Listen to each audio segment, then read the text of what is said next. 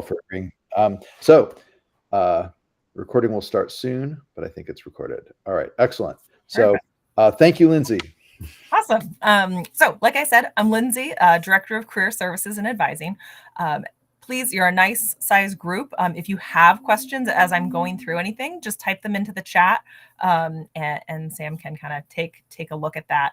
And so we're going to be talking a little bit about the job search, what to start to prepare for, as well as, kind of just putting us in reality of what it takes to land a job in general, and also in a sometimes competitive field. So I'm going to attempt to share my screen here. Yeah, I can do it. Wonderful. Okay. There we go. Cool. So the first thing I want to talk about is just the volume of applications that need to go out. On average, students get one interview for every 10 to 50 applications they put out there. Now that's an average, and that's all different fields. So that is, nursing to business to communications. In more competitive fields, this is closer to 1 in 200 or 300 applications. So I just want to I don't say that to freak you out, but it's competitive, and not every application that goes out is going to hit a lead. And that's for a couple different reasons. One is everybody who's looking for a job is applying to multiple jobs, right? So even if there are enough jobs for all the job seekers, every single person is putting out multiple applications, right? And so there's just a lot of applications floating around out there. And then in more competitive fields, there may be more applicants than there are positions. Now, this does not mean that I want you to freak out and go home tonight and send out 100 applications completely indiscriminately. That doesn't always help to just blanket apply to everything. So what can you do to increase your odds? That includes submitting quality and customized application materials. If you are applying to positions that are looking for different skills, take a look at your resume and your cover letter if you're submitting a cover letter. And is it customized? Did you read the job description? Have you made sure that your skills match up with that job? Have a targeted search. Put more time and energy into a really focused group that you are applying to, and not applications that you don't even care if you get that job. And the big one here, and this is what we're going to talk about in my portion, is utilizing networks. Utilize the networks you have and start thinking about how you can make any person-to-person connection. Now that could be in person, but it could also be virtual recruiting events or virtual networking events, much like what you're all in right now. And so this little graphic, I just like to show, because as you're entering the job search process, think about the job search from a recruiter's point of view, right? If I have an open position, what's the first thing I'm going to do? Well, first I'm going to look and see who already works here, and can I promote someone who is a qualified internal candidate? Do we have someone who interned here who I already know the quality of their work that I can pull up into this position? Is there someone that I've met through a personal connection? Maybe they did an informational interview, or I met them at a career fair or a networking event. And then if nothing comes from those personal connections, okay, now I'm out seeking people, maybe from a career fair or a networking event or a conference. Nothing from there. Okay, now I'm looking at applications from people who just sent resumes and reached out and made maybe an unsolicited application. Okay, and if I don't have anything from that, okay, now that's when I'm going to say a recruiter, or I'm posting ads. And often as a student, the very first place we're looking for jobs are those want ads, right? Like that's the first place we're going to. Indeed, we're going on Google, whatever it might be. Now that's not to say that those aren't quality jobs. Those aren't open jobs, but about 80% of jobs, this is kind of a made up statistic, it's somewhere between 40 and 80% of jobs are found that are never actually posted. And so how do you find out about this hidden job market? If the ads that are posted are really just kind of the open jobs, the leftover jobs, how do you insert yourself into some of these higher level places to put yourself in front of a recruiter? Networking. So networking is key, and networking is a lot of work. But we're going to talk about some ways that you can. I know you've all started. You're all here today to talk to alumni. But what are some other ways that we can build our network before you're already out in the field? Now, why does networking work? Well, employers are more likely to bring in someone they know than someone they don't, whether that is someone that is has been referred through someone else that they know, or someone that they have met and they have been able to talk to and learn about what their skills are and what they're good at and what they're passionate about. And so as you are starting the job search, start building now and think long term. That doesn't mean, don't apply to those posted positions. Definitely do that as well. But you're doing two things, right? You're playing the short game and the long game. And starting to build your network can start, even if you're an introvert, even if you're not ready to jump out into an in-person networking event. We're going to talk about a few different ways that you can reach out and start to build that network now. So one way is through informational interviews. An informational interview is where you reach out to someone who is doing something that you think is interesting, has a job you're interested in, maybe works at a company you're interested in learning more about. And you reach out to them and ask to pick their brain. This is not a situation where you're reaching out and saying, "Hi, I'm Lindsay, please hire me." This is, we are starting the conversation. Maybe I am asking for a 20-minute phone call, or maybe just some questions I could send them via email to learn more about what they do. We're not asking for a job, but we're asking for advice. We're asking to hear about their career journey. How did they get the job? What are some things they would recommend you work on if you're trying to get into that industry? You may even just be asking, tell me about what you do on a day-to-day basis. What is it that working at your company is like? And this is huge. When we talk about networking, sometimes I tell people, you don't ask someone to marry you on the first date, right? So this is the same idea. We're getting to know them, we're getting to know the company, and they're getting to know you. I'm sure some of you have heard the phrase like, "Oh, it's all about who you know." And I would argue it's actually the flip of that networking, it's really about who knows you and knows what you're looking for, knows what you're interested in. You may know someone, but if they don't know that you are actively job searching and they don't know what your skills are, they're not going to be able to refer other things out. So I know I do this all the time in my field. If I have an open position, or I know of someone who has an open position on this campus or another campus, and I know someone who's a good fit for that, you better believe I'm reaching out to them and saying, "Hey, we have this open position at Fitchburg," or "I know that Westfield State is hiring in their career office. You should think about applying."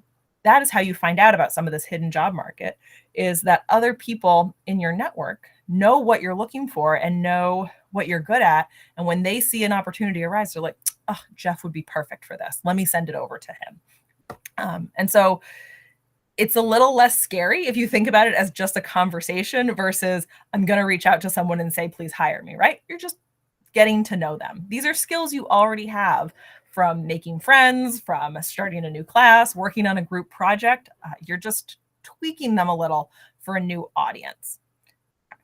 So this seems very manageable. We can reach out, we can send emails, but where do we find these people?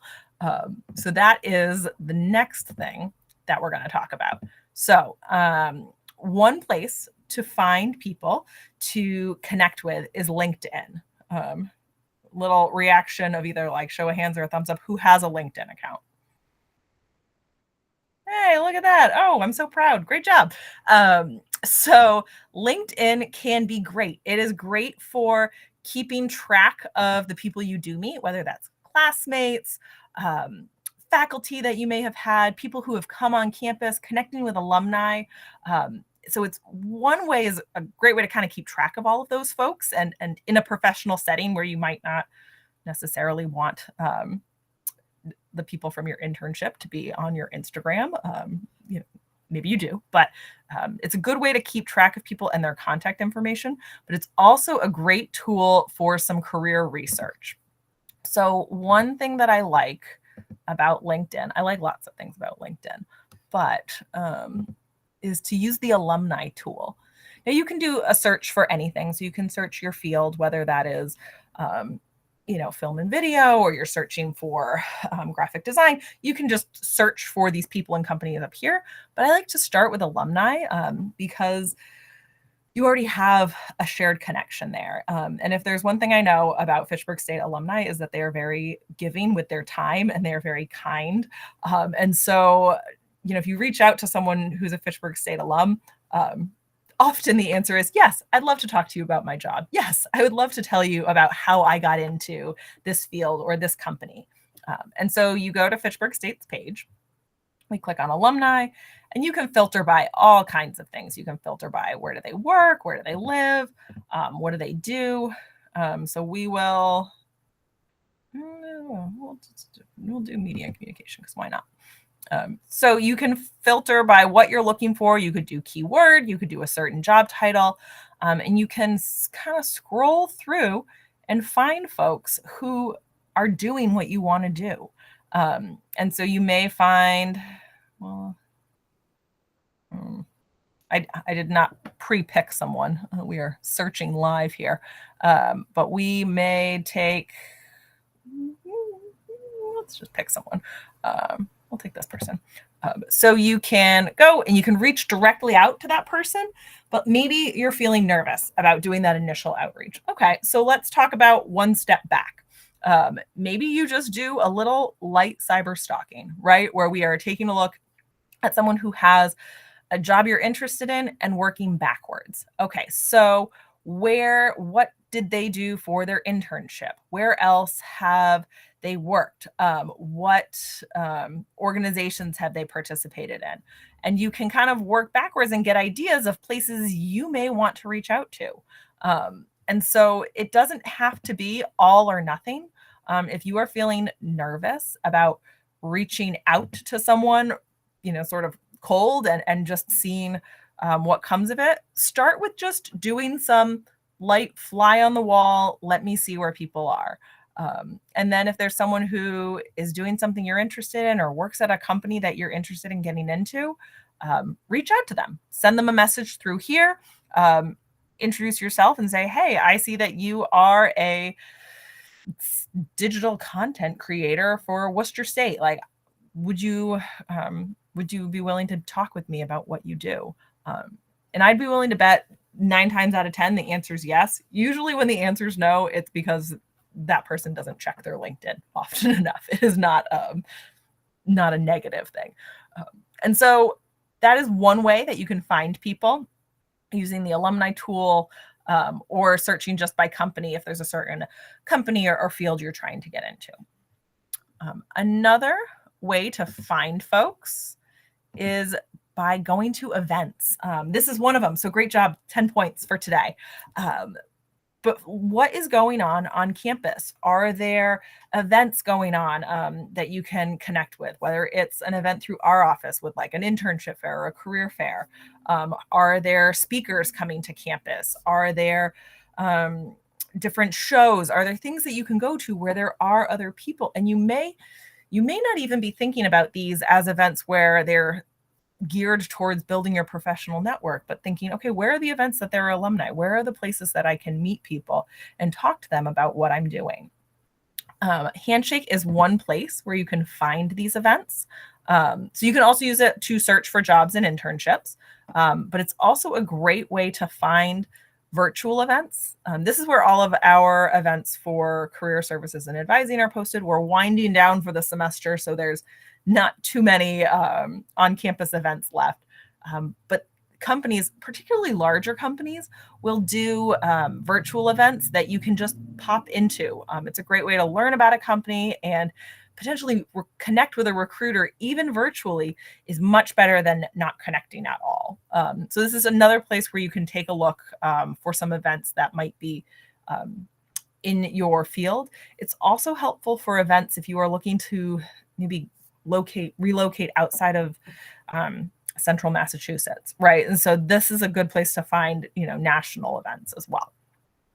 Okay, so the last tool I want to share is a tool called Career Shift. Now, this is kind of a new tool we have on campus, so you might not have played with it before. You can access it through your My Apps page.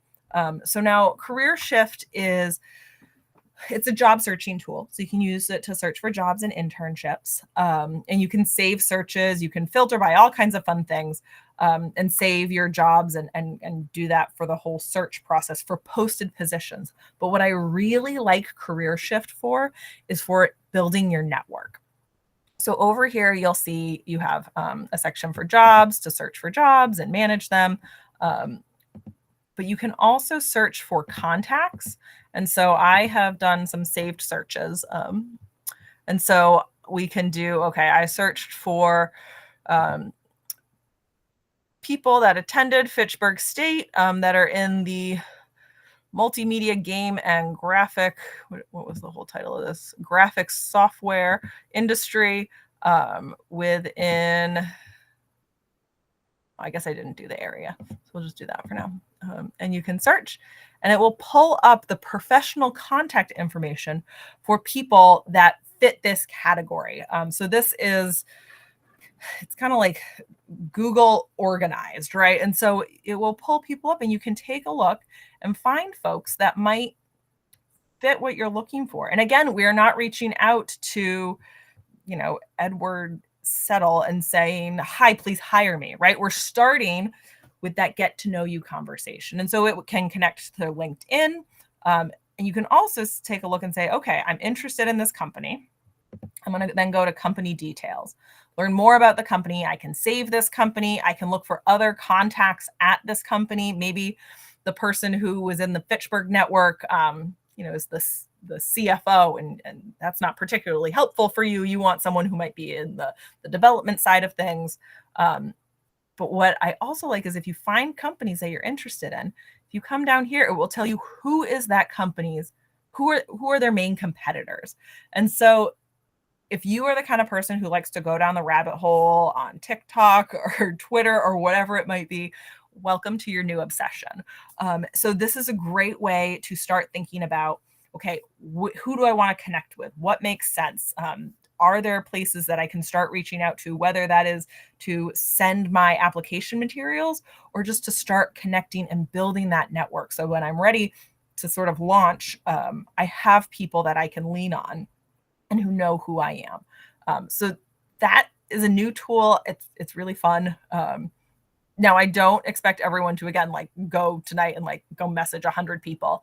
Start small. Start with a couple of emails out and reach out and see where it gets you. But these are 3 tools that I think are really helpful to start to build that network in a really manageable way.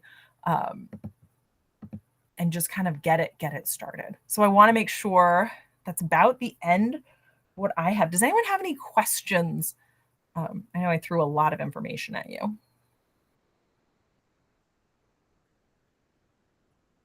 Everybody's clicking around on those sites. I love it.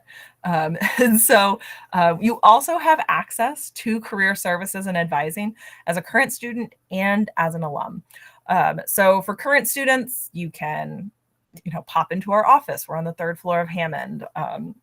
We can meet virtually or in person, especially if you're like out on internship right now. And then as an alum, you have access to for up to 5 years for the same types of services, resume review, mock interview, things like that. Oh, and I did. Clarissa has a good question in the chat. She's wondering if you go on internship, can you ask to apply for a job after you've interned at that site? Yes. What's kind of the etiquette of that? Yes, please do. And I think this would be a great thing to hear from the alumni when we get to the panel portion too. But absolutely, if you are currently in internship, that is a great conversation to have with your supervisor to say, this is what I'm thinking for my next steps, right? It goes back to that idea of who knows you and knows what you're looking for, right? And so make sure that your internship site knows that you've enjoyed this and that this is the type of role you would be looking for and that you would be open to any open positions. And if you are, feeling awkward about having that conversation, like let's talk it through, talk to your advisor, come to our office, talk to one of our advisors and let's practice having that conversation. But 100% talk to your internship about career opportunities if it's a place you would like to stay. Excellent question. Awesome. Well, I am going to hang out for the alumni panel. So if you think of a question later on, please feel free, toss it in. Yeah, thanks so much, guys. That's my 2 cents about networking. Thank you, Lindsay. That was great. Thank So you. if I could invite the panelists just to turn on their cameras, and I have a first question, which is just asking each of you to introduce yourselves and like tell us a little about your current job as well. So I see Caitlin. So why don't we start with Caitlin? Hi, Caitlin. Hi, I'm Caitlin. I graduated in May 2024. Currently, so I kind of do multiple things. So I'm a freelance production assistant and camera assistant, and then for my day job, I work at Access Birmingham as a live video producer. Cool, very cool. And Kristen, would you like to chime in next? Yeah, so my name's Kristen. I graduated May of 2022. And since graduating, I actually went full time in my own company. I run my own photography business called Kristen Laquadara Photography. And it took off almost 6 months to 8 months after I graduated, but I did intern with a photographer, so I'll get into that later. But yeah, that's where I'm at. I run my own company now. Very cool. And then Jared, if you'd like to speak next.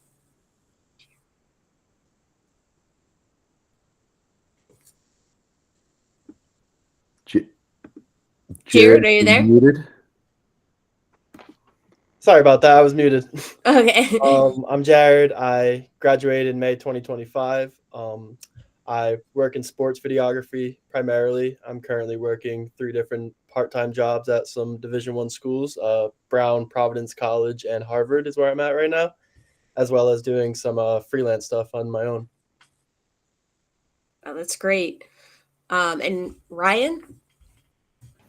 Hey everybody, I'm Ryan. I was a game design major who graduated in 2023, and nowadays I'm working at Hasbro as a digital innovations associate producer. So I work on, basically it boils down to companion apps for board games. That sounds like a lot of fun. So my first question, my second question for all of you is what your experience was like finding like your first job out of college. Like, how long did it take, and what did you do to start your search? And we could start with Caitlin again. Oh, you're muted. So I interned at Red Sky Studios in Brighton. They are a lighting and grip house, as well as they have commercial stages. And so I learned a lot there. I built a great network there, and I worked there for a little bit after school. But unfortunately, if you know how the film industry has been the last few years, everything kind of went belly up. And so it's a really weird time to graduate. Like, I had people left me being like, hey, it's going to be a really weird 2 years. They were right. So I was working at Red Sky, and then I got laid off. And then I was kind of like, what do I do? So I actually took a break from film, worked at a farm, and then I came back to it. And that was a really great choice for me. And I'm glad I did. And Kristen?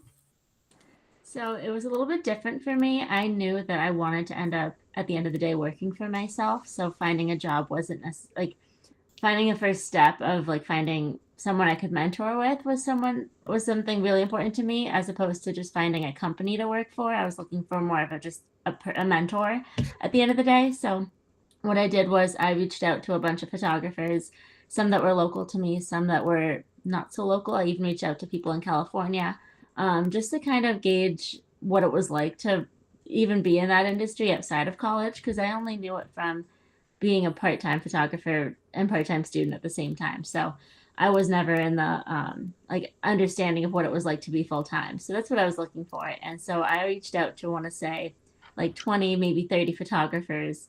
And I ended up just working for a photographer in my hometown at the end of the day. She was just someone that I looked up to just locally.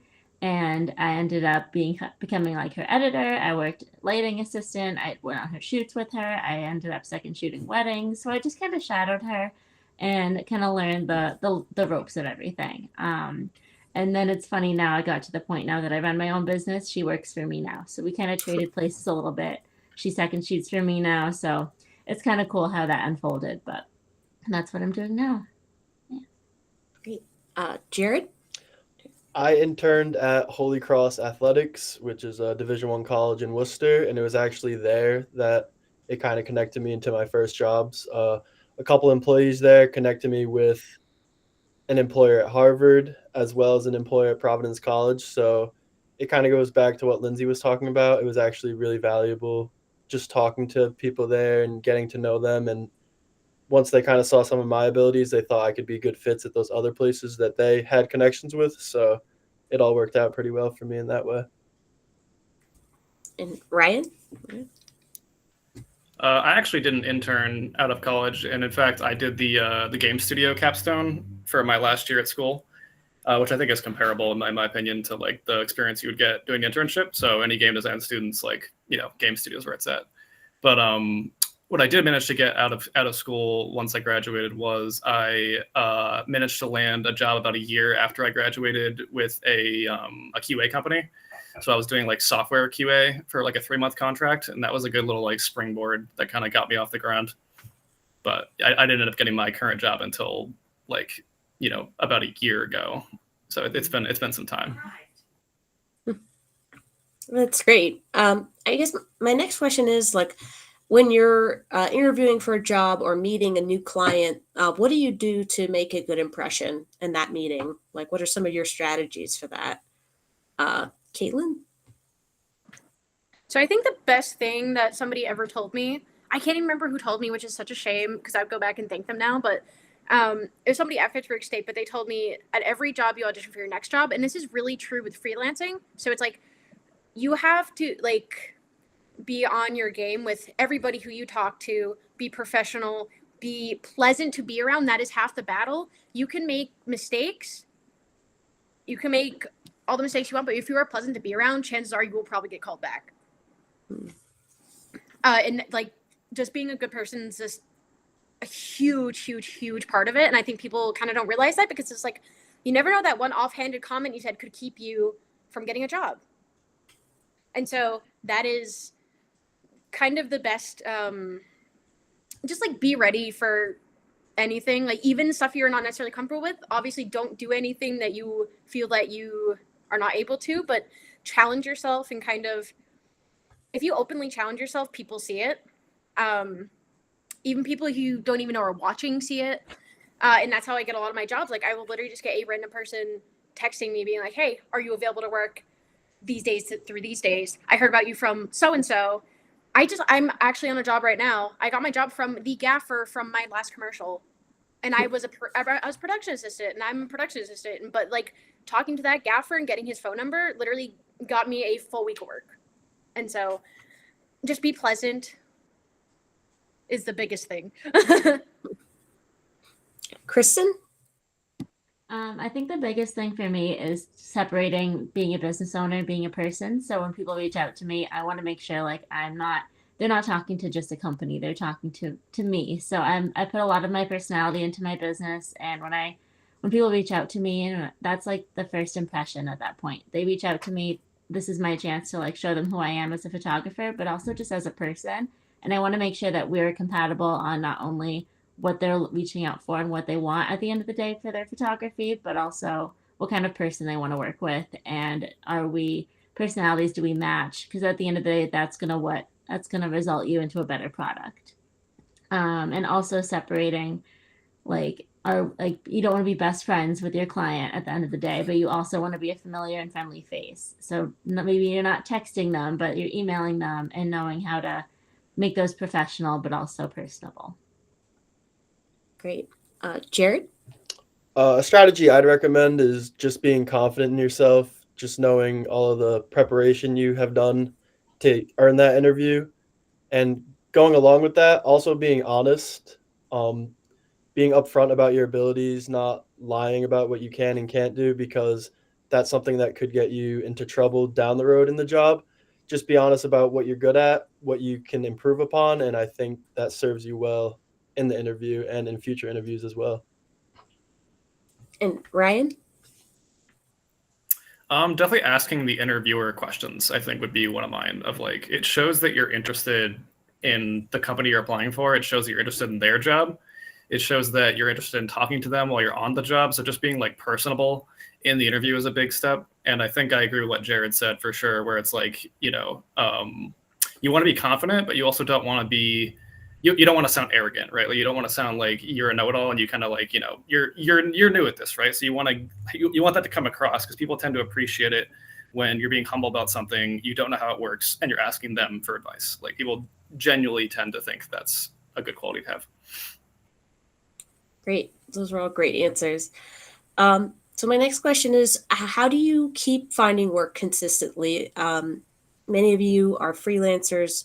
Do you have certain websites you recommend or networking techniques? Like, how do you land the next job and the next job? And Caitlin. So. Honestly, I'm still kind of figuring this one out. Because there's still some times where, like, I'm kind of putting in context. I'm kind of preparing to leave my day job after this winter and go full freelance. So the thing with freelance is that you never really know when your work is coming. I'm very lucky that I have a solid network of people, and that is who gets me my work, and it's my network talking to other folks from elsewhere. But I'm like, can you repeat the question again? You said a word, and it. Oh, how do you find work consistently? How do you line up one job after the other as freelancers? Like, what are some of your strategies, websites, networking? Oh yeah, so the way I got my first job was I talked to somebody called Tim. The service called Central Booking. His name is Tim Van Patten, and for film specifically, he's a great starting point. He knows anything and everything all over the state. He can really he got me my first job, and that job got me all my other ones. But they don't always come, and so you kind of have to grapple with that too. It's like, what do you do when the work doesn't come, and how do you kind of deal with that? But honestly, just reaching out to your network, like, it sounds like it's common sense, but honestly, like, sometimes you don't think of it. Like, every couple months, like, I'll be like, hey, what are you working on? Hey, what are you working on? Hey, what are you working on? I've been wanting to work on Walking Dead for quite some time, and so the old boss for my job is the reading gaffer, and so I keep texting him like, hey.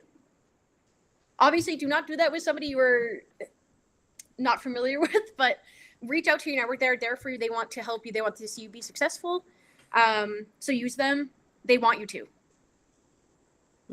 And so that is how you keep the work coming. Just keep reaching out, and then definitely going out using services like Central Booking. Staff Me Up is also a great one. I was trying to think of that one. Staff Me Up is great for film video. I'm trying to think of any other ones that I've used specifically, but I think that's about it. And so, yeah. Those are good to know about. Kristen? So for me, it's all about social media and online marketing. I find a lot of my clients through Instagram, Facebook, even like I go to in-person expos because I'm also a wedding photographer. So I do a lot of, they're like in-person shows where couples will go and they'll come meet us. And it's just a way to market your business in person as opposed to just being an online face. The biggest part of having a job that's art-based is understanding your competition. It's not competition, they're your community. And, they say competition's the thief of joy. And that's the biggest thing when it comes to networking, because you want to, be friends with the people that are in the same industry as you, but also you don't want to consider them as like a threat at the end of the day. So I think that's the biggest thing, is to know when you're posting online, like, you have to be consistent and know that the people that follow you, they're also supporting you. They're not just, you're not comparing yourself, stuff like that. So. Yeah. Great. Jared? I would definitely agree with that. I think social media is very important. Specifically, I'm on Instagram. That's what has pretty much gets me all of my freelance work, especially in the demographic I work in. It's like high school and college sports mostly. And as I work with different clients, I kind of spread my network in like all these different areas, different schools, different areas in Mass and Rhode Island. All these different people get to see my work. And in addition to that, this might be controversial, I guess, but I've done a lot of free work, and I'm it has benefited me in a huge way. I think offering your services for free for valuable clients or popular clients, it pays off in a huge way, because that's how I've gotten so many paid jobs, is doing free work for people with tons of followers, lots of recognition, lots of valuable connections. And that's how I end up getting paid work from the people they know. So don't be afraid to put yourself out there and be confident in your work and offer to do it for free, because it will pay off later down the road. Great. Ryan? For game design, it's kind of tricky, I think, because honestly, I think for game design, like it's kind of all about the word of mouth. Like it's kind of all about the network and like the people you know, the people you graduate with. Honestly, like that's how I've managed to maintain a consistent work pattern. Is that like, you know, if you're working in game design and you're serious about working in a very highly competitive, highly creative field with a lot of disciplines merging together, like you're already going to be working on your own projects. So really, it's just like keeping in touch with people you know, learning what they're working on if they're also serious about it. Like if they're also serious about doing game design full time, like, you know, seeing what they're up to, seeing how you can connect with them, you know, like finding opportunities with other people that you know to see if they want to work on something. Because like with game design, it's a little bit different where you can totally do it as a hobby. Like it doesn't have to be your full-time job or even your part-time gig. Like it could totally be just something you do on the side. And I think it's important to make that decision at some point as to like whether you want to really try to pursue it as a freelance thing or professionally or somewhere in between, right? So it's kind of a balance of that and figuring that out. Great. So my next question kind of ties into the last question. A few of you talked about like having a good social media presence. How do you do that for your business? Like, what are some basic tips you'd recommend for, say, like a student starting out as a freelance photographer or videographer, or even game designer? Like, how would you recommend they start that process? And Caitlin, we'll start with you. I can't lie, social media is definitely something I could hugely improve on. It is my weakest link, my fatal flaw. Can't do it for the life of me, but what I do on social media is just slide into their DMs. If you see somebody is working on something cool that you know, like, for example, like if I see friends who are working on projects, I'll be like, hey, you need somebody else? Like, always just be like, hey, you need somebody else? Like, you know what I mean? Like, that's always a good thing. That's a good thing to ask. And so, for me, it's more so like the reaching out directly through social media. But also, like, I repost all of any shoot that I work on, there's photos, like, I'll always repost. And then that's also how you build a network, because there'll be people, for example, like, the client will be seeing the photos, and then you all kind of exchange. And that I like social media for that kind of purpose. Not that what I said made much sense, but yeah, just kind of reach out directly. No, that's a great way to use it. Kristen?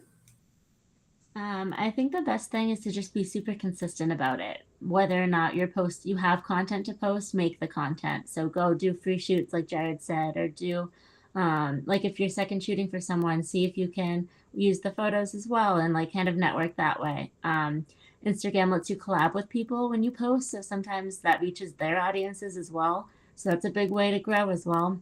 Following people, being a good supporter to others, like I said, community. So that's a good way to network. And honestly, the more people you follow, the more people will see your work, and you'll be able to grow and people will see it. Great. Jared? Yeah, I agree with pretty much all of that as well. Just being as consistent as you can is what's most important for algorithms, definitely. That gets your followers and even non-followers to see your page and your content more. So trying to just put up stuff as much as you can.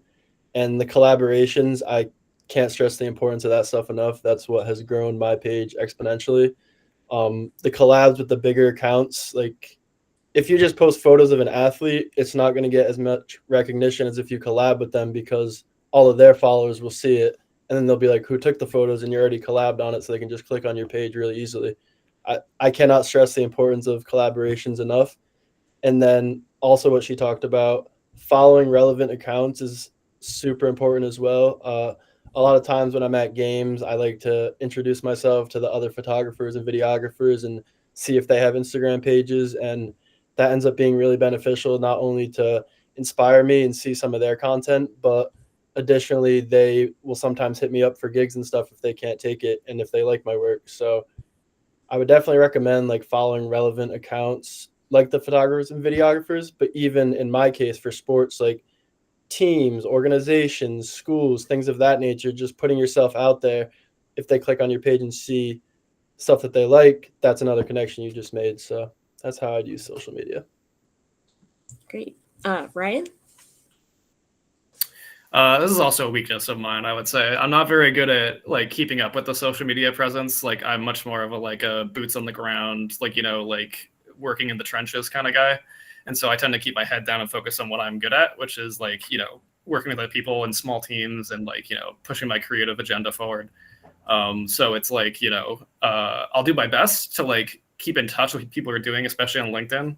Like I actually think LinkedIn is a pretty good resource for indie devs out there and like game development, where you can really pay attention to. There's a channel called like Indie Games Developer on LinkedIn that I pay attention to quite often, and you can see a lot of cool stuff on there, and it kind of just keeps you in the loop on like, you know, what's trending, what's new, like, you know, like what new things are being pushed forward. And obviously there's a lot of like sympathetic posts about like how difficult the job search is right now for probably not just game design, but also a lot of creative fields out there. Thank you. And that leads into my next question is, what have you kind of found the most challenging about your particular field? And what advice would you offer to students if they're facing those same challenges when they graduate? Caitlin? So I won't even lie, like I was a little bit ignorant upon graduation. I kind of had this like, I think it's also part of like wanting to have everything together right after graduation, and that kind of feels like the expectation. But like I kind of was like, oh, I have a job, I'm gonna be fine. I got laid off. So unfortunately things like that do happen. Especially if you are one thing, if you're working features or long periods of like seasons of shows, that is 3 months of work and then you are unemployed. And so it's like another really challenging thing about that is your kind of housekeeping as a person. So the hardest thing for me is like keeping track of my invoices, keeping track of whether I've been paid out or not, because there's rules like per 30 where they don't pay you for 30 days and they can just do that for some reason. There's all these little things that nobody really trains you for. And I think what brings you to like the bigger picture is that it's not a trainable job in its entirety. It's a learn by doing, which can be really great, but also sometimes kind of difficult, because if you don't know something and not everybody's privy to that, then sometimes that can lead to kind of messy situations. Like on my first job, like I didn't really understand how to use the walk-in surveillance. And so I ended up getting yelled at by the first AD, like on my very first job, 4 days after I graduated. And so it can be turbulent, but keep your head up and just keep working at it. Things will come. Even if it doesn't happen immediately, don't give up on it. Great. That's really good advice. Kristen? So I think for me, a lot of it is like when you run your own business, you're your own boss. And I think discipline's is probably the hardest thing to get used to right when you get started, because you know, you wear many hats when you run a business. You're the photographer, but you're also the marketer. You're the one communicating with the client. You're doing all the business stuff on the back end. You're the editor. Like there's so many things that you're doing. It's not just taking pictures at the end of the day. That's like the smallest part of my job. And it's funny because I never expected like how much it was going to be until, you know, I stepped into this role. But it's so rewarding. And I think understanding that you're doing so many things for so many people and you're one person, you don't necessarily have a team, and maybe you will one day, but for right now it's just me. So I think discipline was the hardest thing for me to get used to. But now I'm about a year and a half full time into this business, it's definitely gotten easier, but it's never going to go away of the discipline of it all. So it's just getting used to it. That's really good to hear. Jared? I'd say one of the more challenging things for me is separating yourself from other videographers and photographers. It's a very crowded market. That's what I've come to learn over the years, is just there's tons of photographers and videographers, especially in sports. And it's it can be challenging to market yourself and separate yourself from them, whether that's stylistically and editing or colors or your page or the speed of your edits, whatever it may be. But I think just finding something that's very unique to yourself that you can kind of sell yourself on to clients, I think that's extremely valuable. And I think that has been a way that I've assessed that challenge myself. Great. Brian? Sorry, I was reading chat. What was the question again? Question is what have you found the most challenging about your particular field, and what advice would you recommend to students on how they might deal with it? Honestly, for me, it'd probably be work-life balance is what I'd say. Like when you're working in games, there's just going to be periods where that's like all you're doing. Like for me, I work a day job that is a 9 to 5 doing game design. And then I come home and I do a 6 to 9 o'clock work day working on my own stuff. So like I'm working on games 10 hours a day, 5 days a week. And so burnout is very, very real in the game design industry, especially if you're really passionate about it, which you should be. And it's it's a whole new thing that you don't really expect to have to deal with when you're like, oh my God, the weekend's here. I have deadlines that I have coming up next week and I don't feel like working on this. Right. And like figuring out strategies to combat that and to also find times for the other things in your life that you want to do. Like that's, for me, that's the hard part. It's like, I really want to do games, but I also want to have a social life, exercise, do all the stuff that's good for me. Right. And that is 100% a challenge. That's really important, that work-life balance. It can be hard sometimes with freelancing.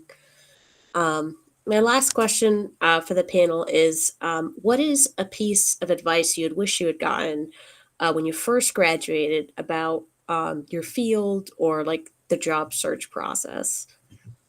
And we'll start, Caitlin. This isn't fair. They all get time to think about it. Sorry. But oh man, there's so much. Yeah, if you're you can ready, go out of Ryan, order. go right ahead. I can do some time to think. I got you.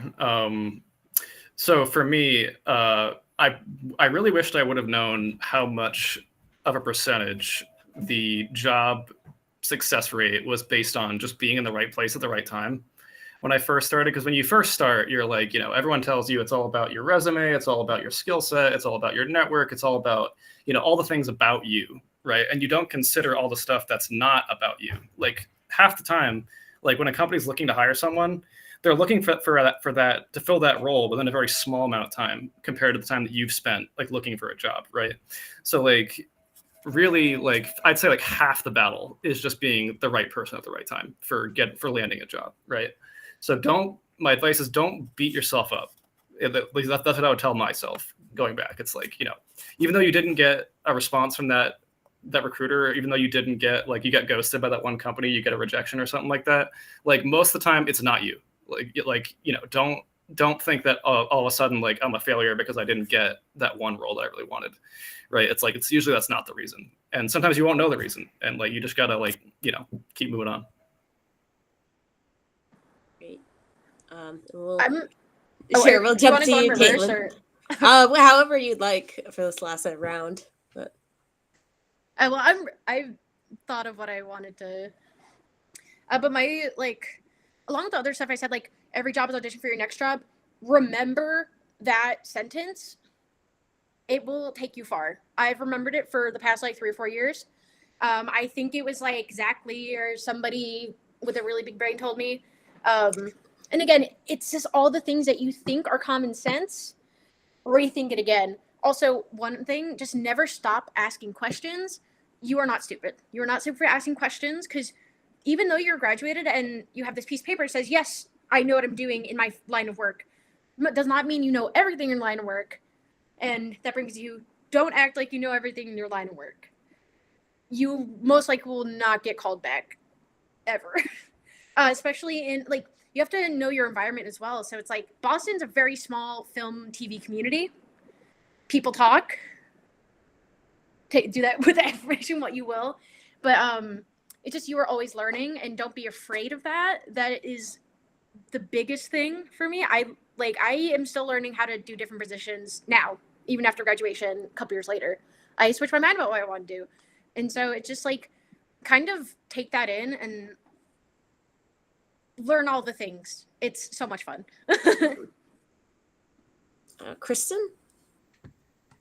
I would say never forget why you started, because I think a lot of times when you start getting paid for what you do, you forget like the passion about it. And like, so I would recommend, once a month, do something that's not paid and just do something for you. Like maybe that's creating a film, or if you're a photographer, doing a styled shoot, something that's going to remind you of your passion. So you don't, like what Ryan said, you don't burn out.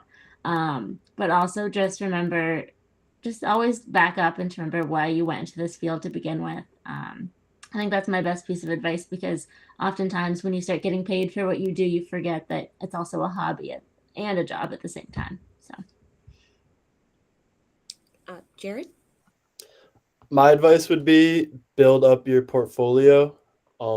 With the schoolwork that you're doing, of course, all the projects you're doing in classes, that's all great for your portfolio, but also do stuff outside of your classes. I found that really helped me out in a big way. Just showing some versatility, doing different shoots, different styles.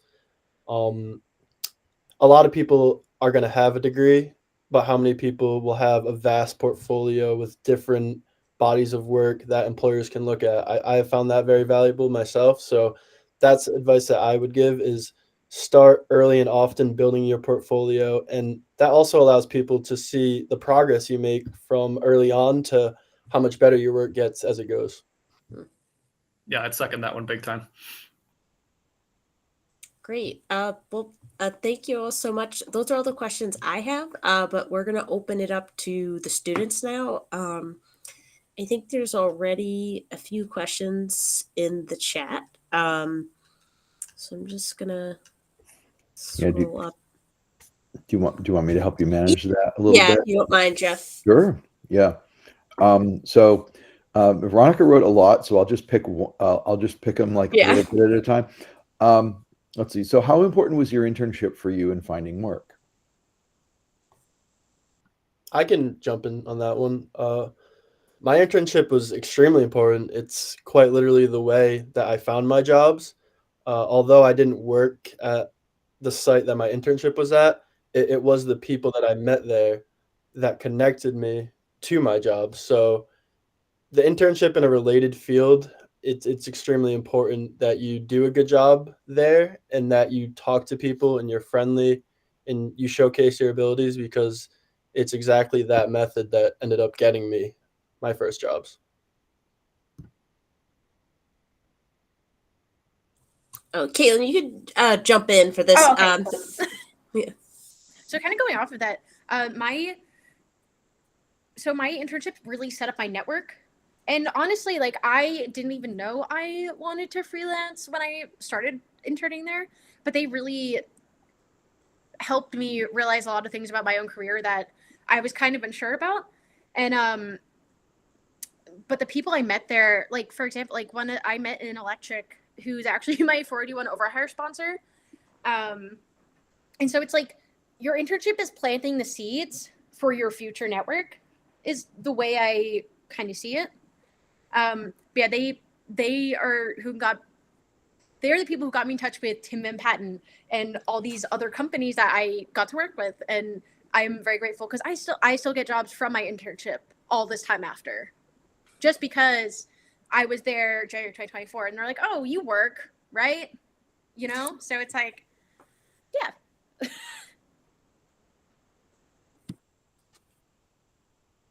Ryan? Yeah, I can add something to that too. I think like I was answering Veronica's question earlier about how, like, for me, game studio, like, kind of for me was my internship, because it kind of gave me, like, in my opinion, the same level of experience that I felt like well prepared me for my job. And honestly, like everyone's been talking about so far, like the power of that is really just building a network. So like, especially if you have like a large game studio class, or like, a large capstone type class where you're going to have a lot of other students in there that are also trying to like put their best work forward, like that is a good way to start your network as well. Because like those classmates are your network going forward. Like they are your colleagues. Like it's very smart to stay in touch with them, right? Like the people that I still work with today on like side projects and the people I stay in touch with from my graduating class, like I'm still in touch with them. Like I still talk to them all the time and I work with all of them consistently. Like it's just, yeah, like that's just how it's gone. It's gone for me.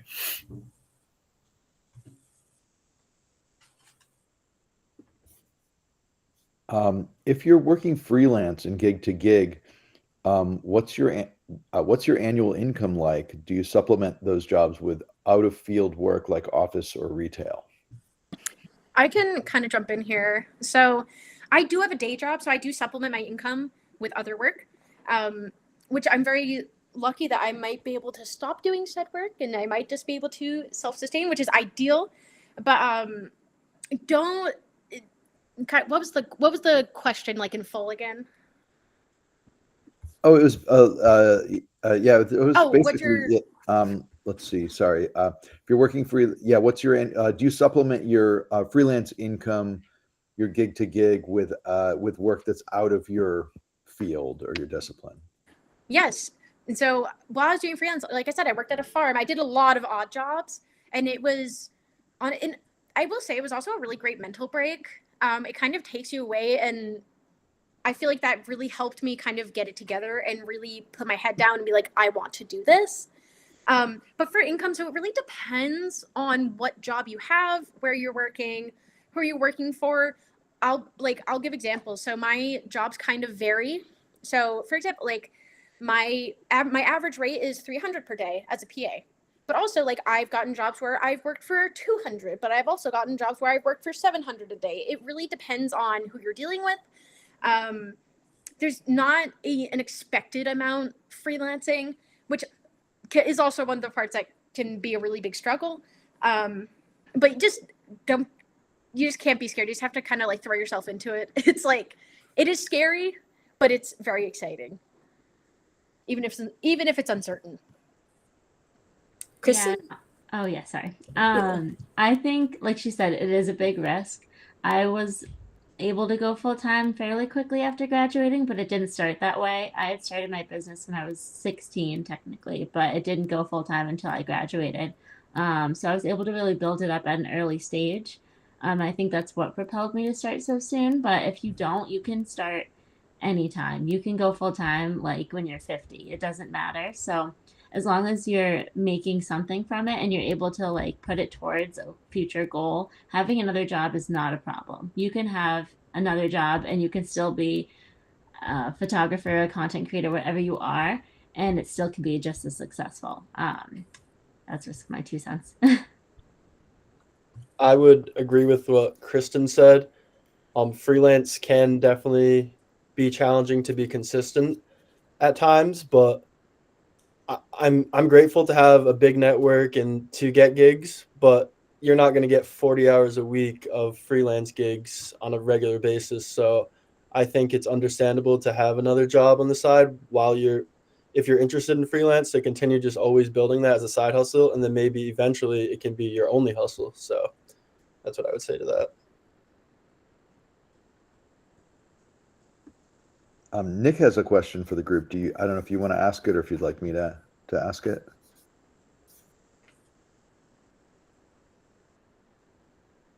All right. With what you know now, what would you have done differently I assume like in school? Would you have done something different in school knowing what you know now about your field? Absolutely.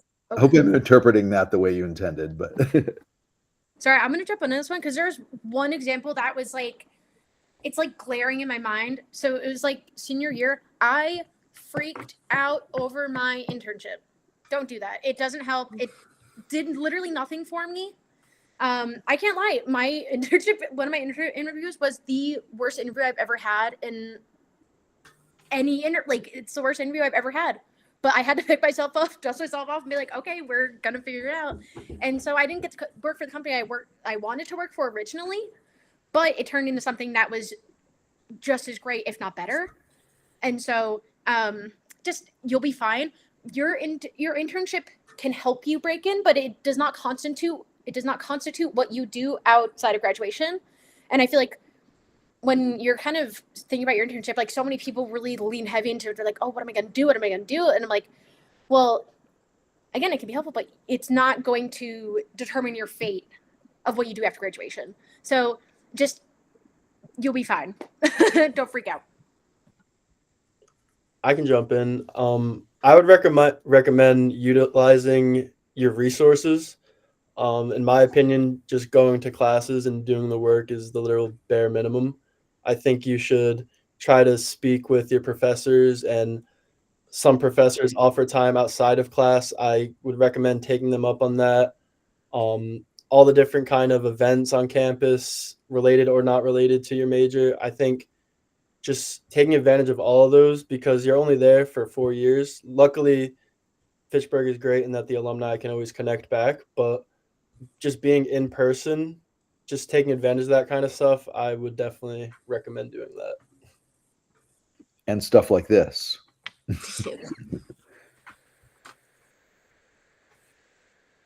Oh, Ryan? Going back to that question, if I were to do something differently, I would definitely start my portfolio maintenance early. Definitely take your portfolio defense, if you have one in your major, seriously.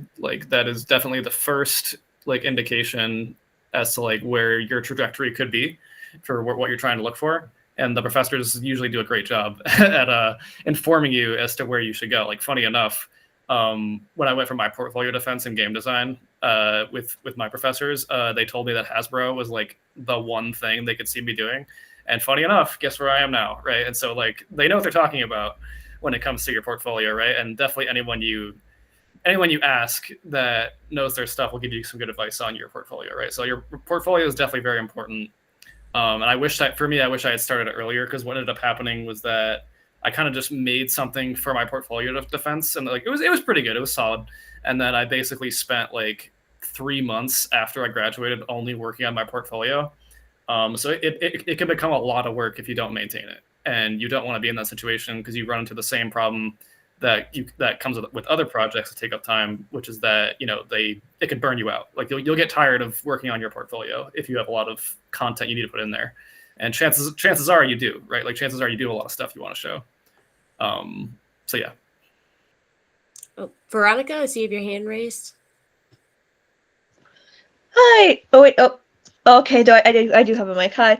I was just wondering, specifically, since we're talking about portfolios, if you are someone who doesn't really have too much of a portfolio right now, do you have any advice on how to get started, and also what sort of stuff people tend to look for in a portfolio?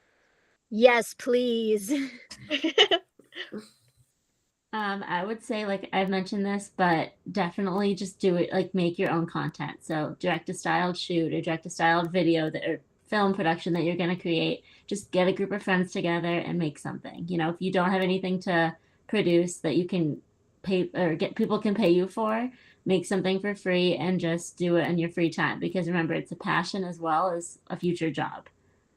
So if you don't have something to share, go outside of your comfort zone and go talk to people, even if they're not your friends. Reach out to people that you see on campus. Maybe you walk by someone, you're like, hey, I know it takes a lot of guts and confidence, but that's the best way you can network and create something together. For film video specifically, getting a Vimeo is huge. Just bite the bullet, get the subscription. It will make all the difference. Because when this literally happened to me last night, I'm not kidding. Somebody's looking for a local camera operator, and I said, I can do that. They're like, send me samples. And they want those samples as soon as possible. And another thing I didn't really emphasize that I really should have was, don't wait on jobs. If they are texting you, text them right back. Because I have lost jobs from waiting 2 hours.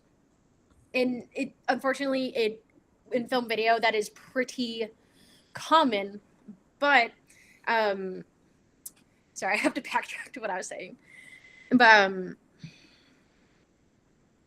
sorry, I'm very sleepy. It's been a long work day, but it'll come back to me. Ryan? All right, I can pick up the slack.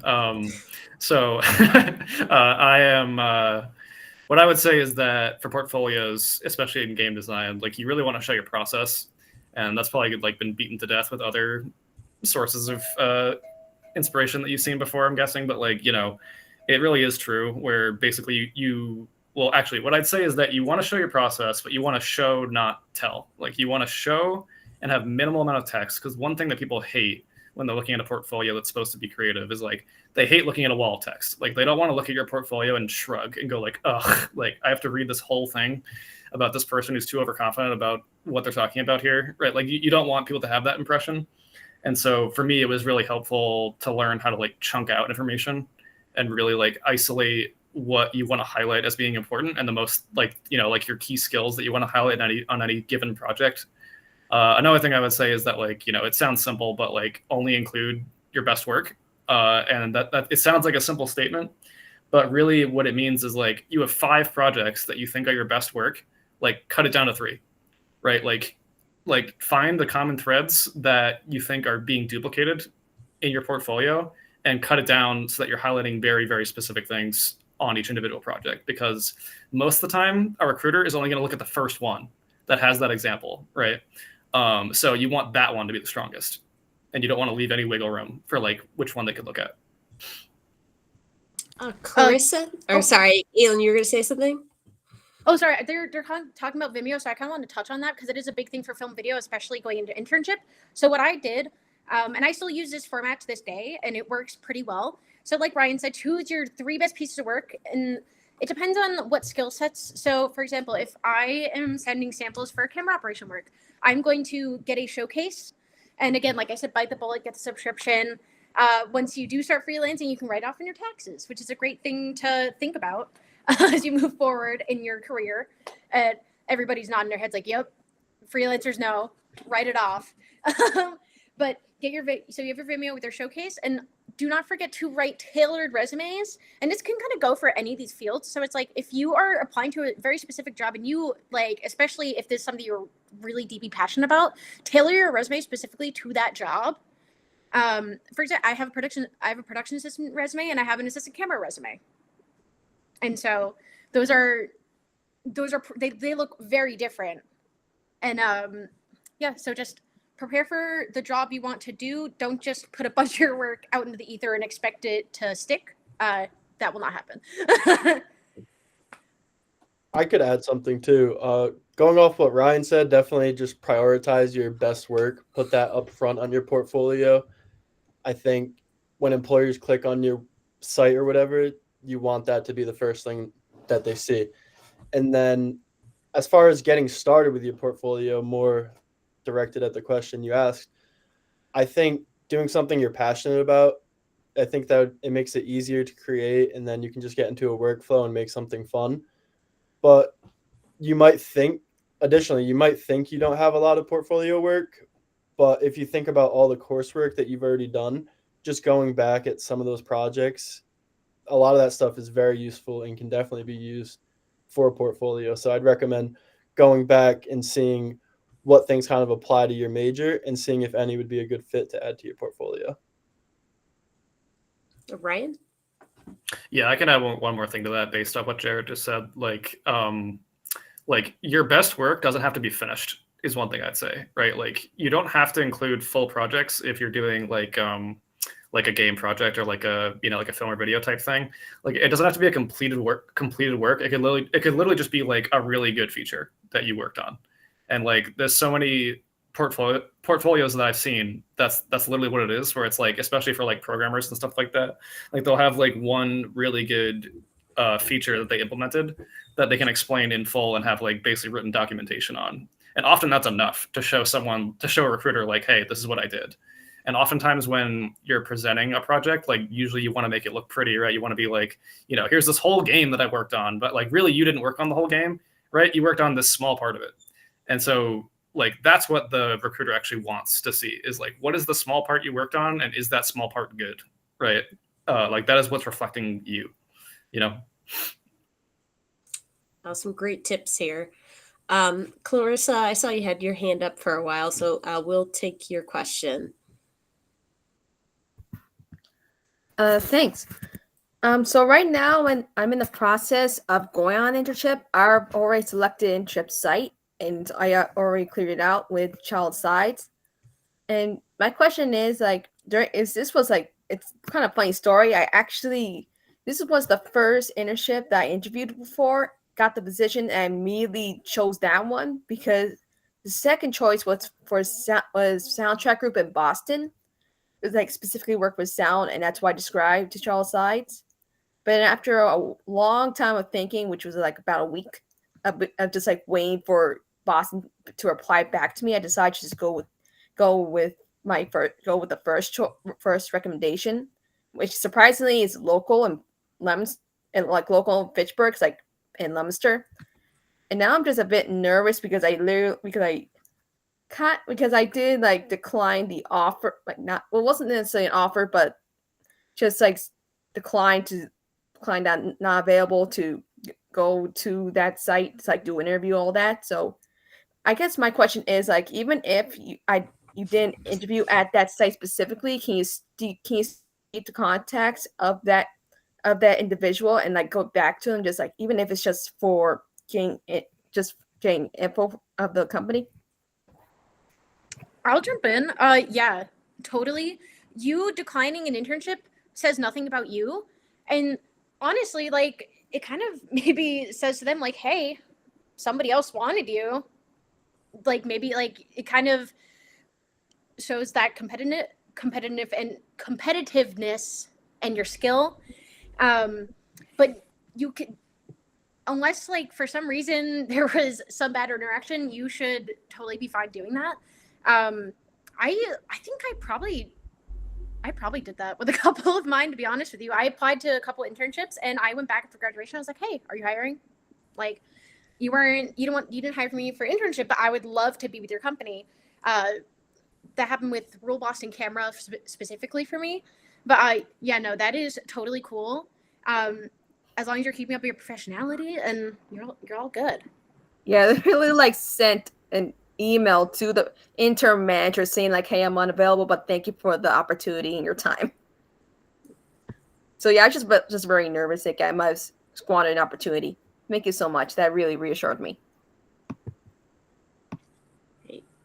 We have a question in the chat about resumes. Terrell's wondering, would it be a good idea to have a link to professional social media accounts in your resume? Yeah, I could answer this one. This kind of goes back to what Caitlin was talking about before, tailoring your resume to specific jobs. Like, for example, I didn't present my resume for either of these jobs, but just for example, at Providence College, I'm doing broadcast production. So I think adding a social media page might not be as relevant there. But for Harvard, I'm doing creative video. So I think adding a link to my social media, and even for me, I add a section that kind of says my page and some of my engagement numbers, my impression numbers. And I think that shows to them that my strategies and my techniques are clearly effective. So it really just kind of depends on the job you're applying for, but it can definitely be extremely relevant and helpful in some resumes. Ryan? I'm kind of gonna twist the question a little bit, where basically I don't. It's definitely important to have professional social media accounts on your resume and have like quick access to your links and stuff like that. But another thing that I wanted to say when it comes to like tailoring your resume for whatever application you're going for, oftentimes you can like personalize it in a way that makes you seem a lot more personable to the recruiter. And a good example is one from my own interview, where basically on my resume, I was applying to Hasbro, right? And so on my resume, I put near the bottom, like, big fan of Magic the Gathering and like a bunch of other games, right? And like Hasbro like owns Wizards of the Coast, if you didn't know. So like I found out from my producer afterwards, where he was like, that was one of the key indicators that we knew you were right for the job. It's like literally me just saying I like Magic the Gathering on my resume. And even though I didn't quite like intend that, like I didn't go into the interview going like, I'm gonna write this down on my resume so that I have a plus 20% chance to get this job. That wasn't how it worked. I kind of just wrote that down anyway. But like that helps is what I'm trying to say. Like that was a plus that kind of gave me a little bit more on a blank, sorry, not a blank piece of paper, on a on a piece of paper that's just text, it helps give you a little bit more personality to that person that's reading it. That's a great story, Ryan. I think we have time for one more question. If anyone else has any questions for the chat or would like to raise their hand, the group.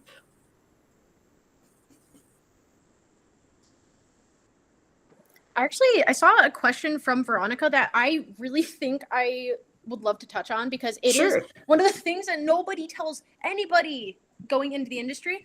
And one of the, I think it was like, how long's your average workday? 12 hours.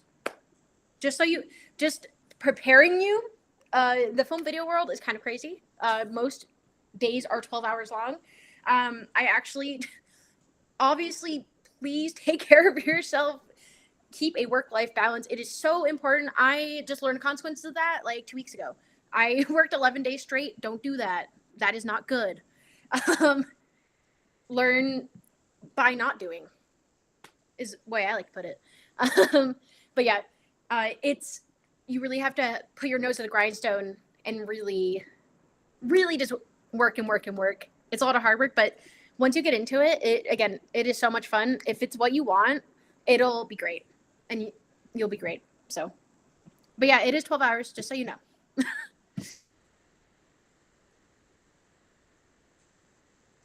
Great. Ryan? I was going to say, I can back up to Calvin's question from earlier, where he was asking me about how I landed a job doing QA as my first software gig. I think QA is just kind of a good in general for game design, if that's what you're into. It's just definitely it's still an important role on the team, and it's definitely a job that, although it doesn't require as many hard skills to get into, like, it still is a job where you can develop a lot of important skills. And I already had a lot of the skills they were looking for going in for the one that I applied for, and I also had a connection. So I also had someone who already was at that software company, got me a position on the QA team. I got a 3-month contract. I got some good experience there. And then basically, like 6 months after that job, I ended up getting my first interview for Hasbro, to continue on your question here. And all the things I mentioned are true about getting that job, but really it kind of came down to just having my portfolio available on LinkedIn. And I was commenting on that earlier, where basically, like, how I got my job was like actually like the 4th thing down on the pyramid that Lindsay was showing earlier, where basically, like, I had a recruiter like scout me on LinkedIn and see that my portfolio was a good, looked like I was a good candidate for the job. And at first I thought it was a scam, honestly, because like when recruiters reach out to you, you got to be a little bit careful that they're not like, you got to make sure they're being clear about their information that they're giving you. And it wasn't that clear at first to me, like, as to what they were getting me into, but like it worked out, honestly. And so that's another tip. Be careful about the links you click on when you're applying for jobs. Yeah, that's very good advice. To just be very careful in the places you apply to and check them out. Especially when there's a lot of people that are desperate for jobs right now, right? That are like really want a job, and it's just like, it makes you easy prey. And I've fallen for it before, honestly, where it's like, literally you'll get like a post in your email saying, or like you'll get an email saying like, hey, like, we found you a job in this field, right? And it's like it's hard not to click on that sometimes, right? But you got to be diligent about what links you're receiving. Right. Or a week after you put up your portfolio, you get a link from, this is so and so at Riot Games, and I think you're a perfect candidate for a lead game artist on this position. And then their email address is not actually from, at riotgames.com, for example. So yeah, definitely everything that you learn about cybersecurity at the university, you should apply in your job search. Yeah, it's not to scare you. It's just a reality of the situation right now. Yeah. Well, I think that's all the time we have for tonight. But just want to say a big thank you to our panelists. I think you guys all offered like really great advice, especially on portfolios and networking. And we greatly appreciate it. Caitlin, did you have one more thing to add?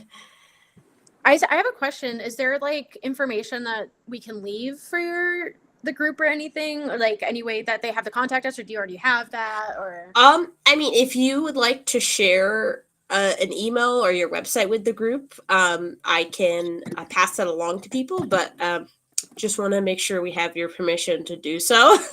You know. Boom. Put my email. Take it. Thank you, Caitlin. That's awesome. Yeah, you guys have my name now, so LinkedIn, definitely connect with me on there. Ask me Nice. any questions that you might have. I would say there's a good spot. That's great. No, thank you so much. Yeah, Jared, Kristen, Ryan, and Caitlin. It was really, really fantastic. Yeah, I think we can send you all a link when we post the recording, if you want to go back and look at yourself and all of the great advice that you had for people. Lindsay, thanks for your excellent job search wake up call and advice. Don't forget, everyone, that Lindsay and the Career Services Office is around and available and running workshops all the time, including resume building workshops and portfolio building workshops and mock interviews. And you can walk in and probably get a snack and talk to them about the job search process. Absolutely. And if you don't know where to start, just walk in. Let's just talk it out. Yep, exactly. And you mentioned because some of the people here are in game studio or are on internship. How long can they work with you after they graduate? Up to 5 years. Up to 5 years. You will not need us 5 years after graduation, but most of those alumni are in that first 6 months or so. But you can always come back.